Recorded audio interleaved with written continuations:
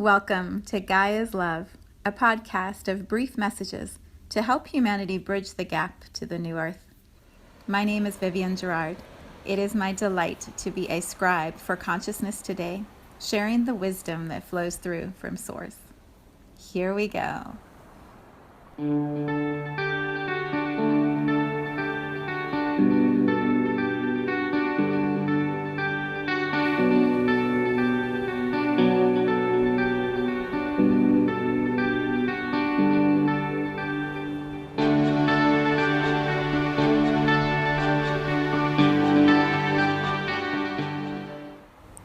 Episode 232.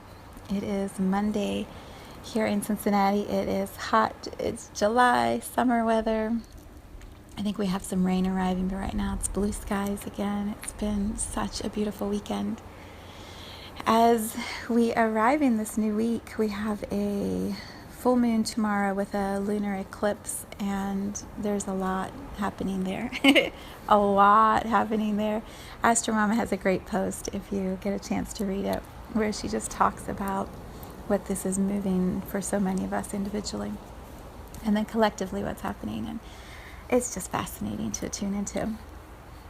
What I thought would be of service today when I was getting ready this morning and asking, what's the theme, or what are we going to talk about today, this week?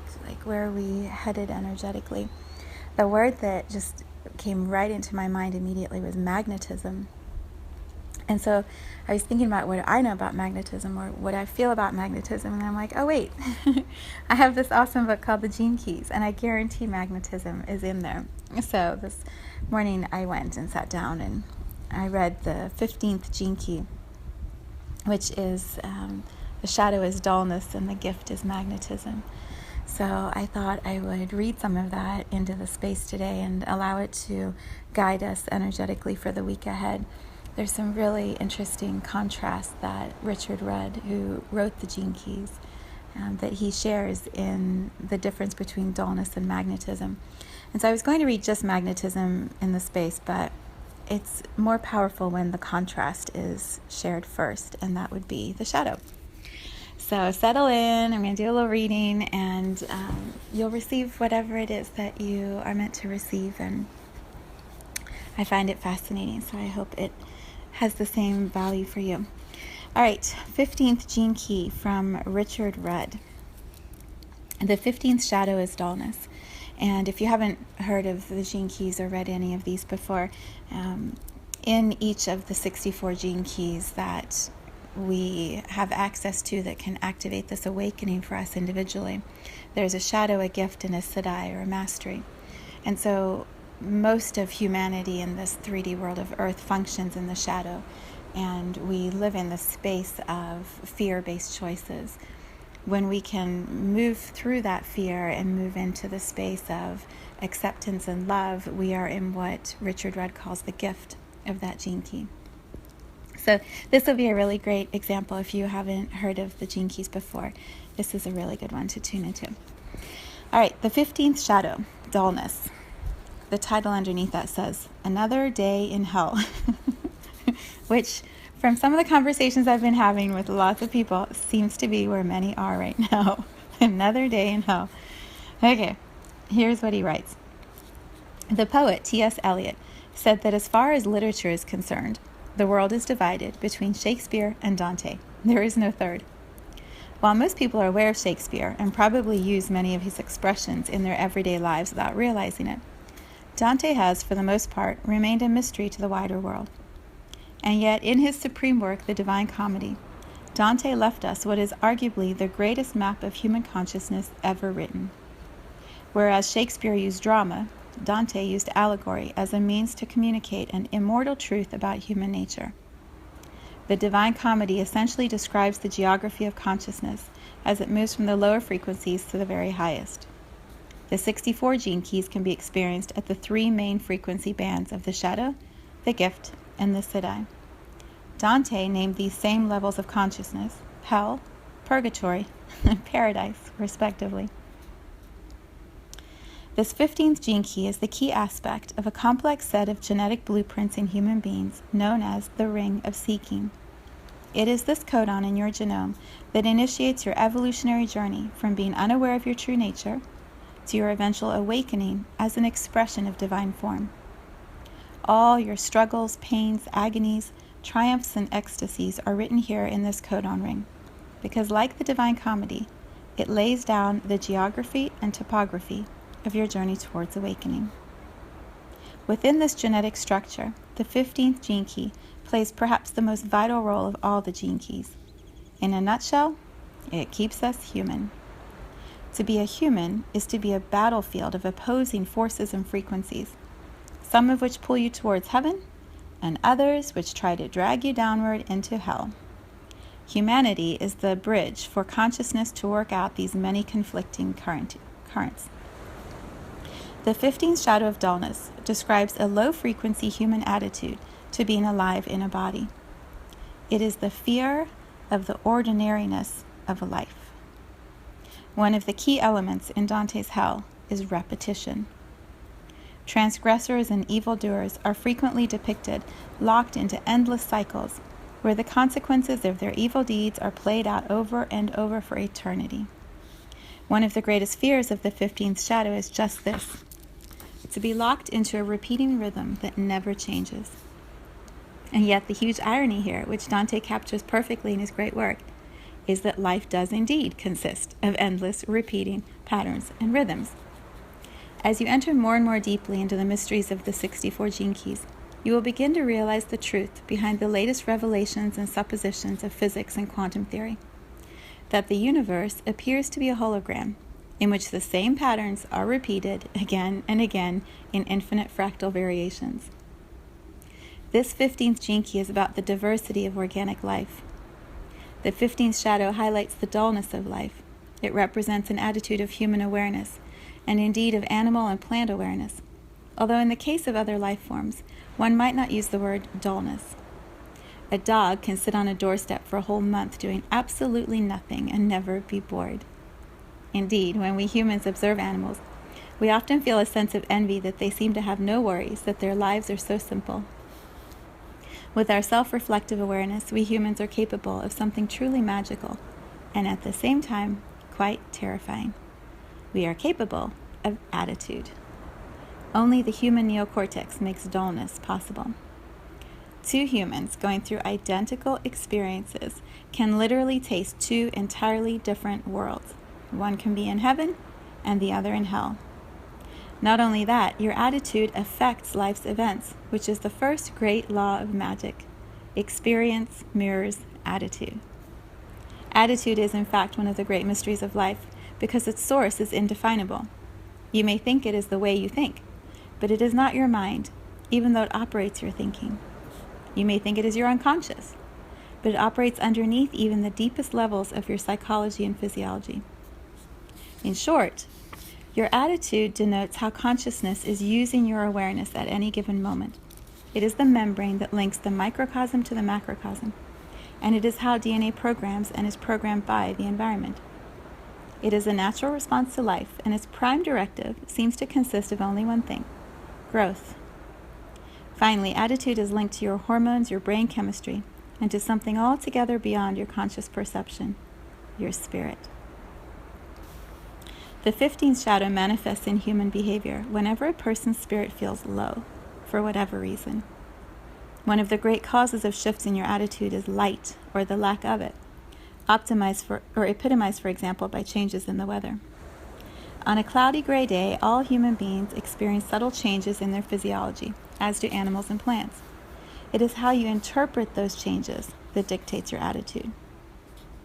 Let me restate that. It is how you interpret those changes that dictates your attitude. No human can escape the dullness of existence. It is all simply a matter of how you deal with it. It is in fact a deeply human experience and is at the core of our basic psychology. It can lead to extreme states: depression, violence, rage, and frustration. The moment your perspective shifts, whether because of inner or outer light, the feeling of dullness can actually become incredibly exciting and vibrant. We can see how this occurs at a higher frequency in the 15th gift, the gift of magnetism. This word gives us a clue that helps to understand the true nature of what we are calling dullness. It is based upon the lack of magnetism or polarity. Dullness is neither the top nor the bottom of a spectrum. It is actually right in the middle, where there is no polarity at all. Herein lies the rub. Polarity is never dull. Rage is never dull. Violence is not dull. Only the lack of any charge, positive or negative, is dull. I'm going to move forward a little bit to the gift of magnetism. So when we step out of that space of shadow and fear, and as he describes, look directly into dullness and find acceptance in that space, we elevate or move beyond to what he calls the 15th gift of magnetism, hitting the Schumann resonance. The 15th gene key is such a powerful portal into life's mysteries. It is one of the gene keys that bridges humans with other life forms, and in doing so, it connects us profoundly to the living spirit of nature, or Gaia. In 1977, a scientist by the name of Otto Schumann made a remarkable discovery. He mathematically predicted the exact frequency of the Earth's heartbeat within the electromagnetic spectrum. Vibrating at 7.8 Hertz, this wavelength, called the Schumann resonance, is literally the vibrating pulse at the heart of all living organisms. This pulse binds us together as a single living organism. The 15th gift represents the inner barometer within your DNA to the Schumann resonance. All human disease comes about because of disturbances between your individual electromagnetic field and this greater field that emanates from the Earth. Whenever your frequency ceases to correspond to the Schumann resonance, you are out of kilter with your natural rhythms, and the chemistry of your physiology experiences pressure and stress. One of the great challenges for modern humanity is to learn how to slow down. The Schumann resonance is a frequency oscillation that moves far more slowly than most human beings are used to, especially in our modern world. Time moves uniquely for all life on Gaia. She has never been in a hurry. The power of Gaia is the power of greenness. If we left our planet exactly as it is now for 1,000 years, our cities and roads would once again become green forests. That is the speed, power, and pace of Gaia. Since magnetism is the binding force of all creatures and forms, the more deeply you move into the Schumann resonance, the more magnetic you become. This is all about trusting in the natural ebb and flow of life events. You can see how the agitation of the lower frequencies so easily experiences these lower frequencies as dullness. The fact is that when the frequency of your DNA hits the Schumann resonance, your experience of time stops completely. These are truths that are still experienced and embodied by many of the indigenous cultures alive on our planet today. To live closely to the Earth's natural rhythms is to experience the wisdom and clarity that comes of moving more slowly through the world. As you ascend in consciousness to the gift level of frequency, you experience for the first time the underlying beauty of life's diversity through the subtle mutations that take place in this gene key. The very state that you feared was taking away your life force actually becomes an awesome font of vital magnetic energy. Dullness is no longer dull. It is as though you were peering into an empty vessel and suddenly realized that it isn't empty but full of potential. This simple shift in attitude allows you to unlock the higher magnetic power latent within your DNA. Such magnetic power is the foundation for the law of attraction, the universal law that draws towards you that which serves your higher purpose, be it money, people, or resources. Until you hit the Schumann resonance, the effortless power of this law cannot be realized in your life. People displaying the 15th gift as a powerful trait emanate a tangible physical presence. They stand out from others in this respect. The gift of magnetism makes a person physically glow with life force, literally making them appear larger than life. It is a gift filled with enthusiasm and openness, and above all, it is a gift of love. As a universal, unifying force, the magnetism unleashed by this gift allows you to harness all the power of the natural world. Such people often have a very strong connection with nature or with the animal, plant, and organic kingdoms, either personally or through their work.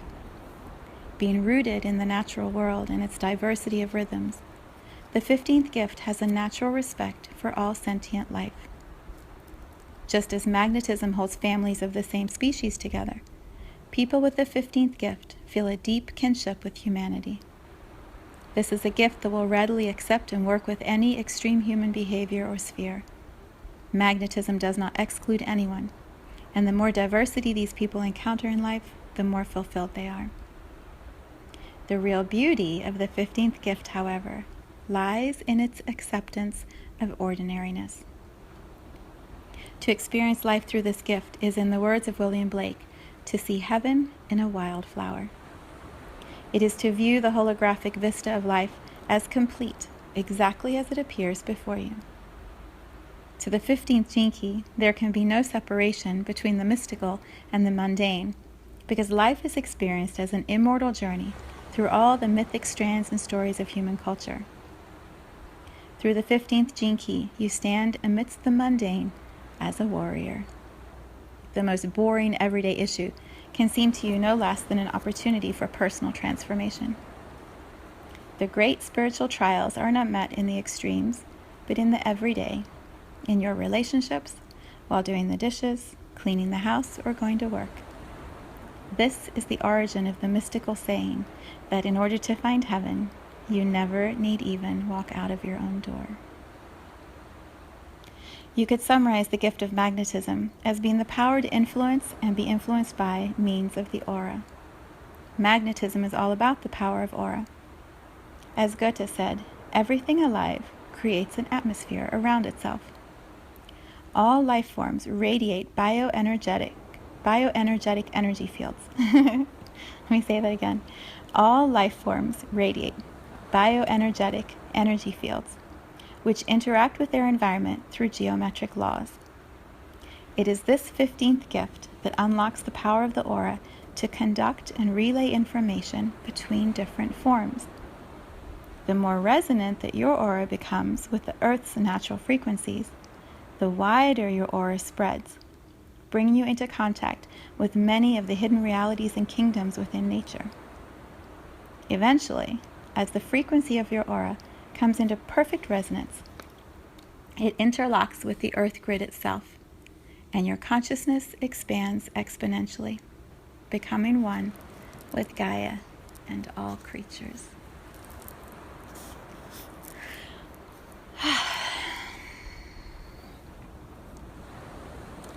The thought of that, it makes me want to weep. It's so beautiful that we could all interconnect and be one Earth grid, one with Gaia and all creatures. It's a holy thought. A holy thought. Much to contemplate as we move into this new week. So I encourage you, if you have not yet purchased a copy of the Gene Keys, buy the book and work your way through it. Take your time. Just contemplate on all of the wisdom that this beautiful man has offered through these 64 Gene Keys. I will see you back here tomorrow.